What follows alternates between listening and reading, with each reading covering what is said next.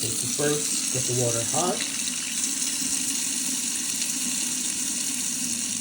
Down to like a, they call a pencil trickle. About that. Turn the garbage disposal on. Grab one of these. Let it go. You can basically sort of wait until it stops making a noise.